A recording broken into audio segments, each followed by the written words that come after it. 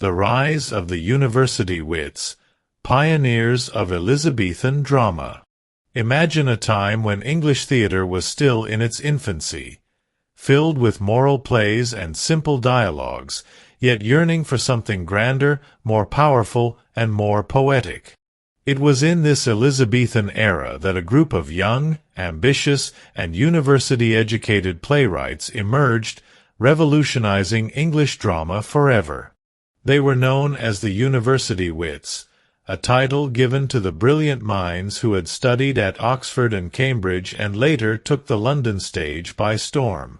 Among them stood Christopher Marlowe, a fiery genius whose blank verse would shape the very essence of English drama.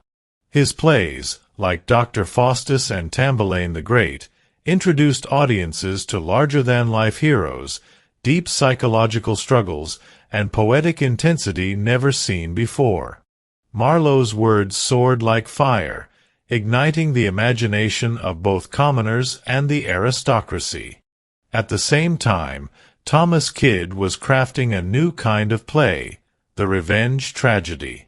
His masterpiece, the Spanish tragedy, became wildly popular, setting the stage for later works like Shakespeare's Hamlet.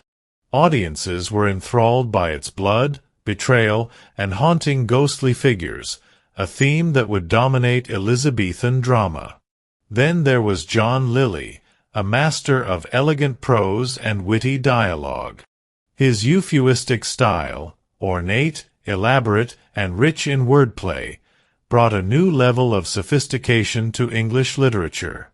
His plays, like Campaspe, entertained the nobility with their poetic charm and philosophical depth. Not far behind was Robert Greene, a man known for his sharp wit and biting criticism. His romantic plays and pamphlets captivated audiences, but he is perhaps most famous today for his jealous outburst against a young William Shakespeare, whom he mockingly called an upstart crow.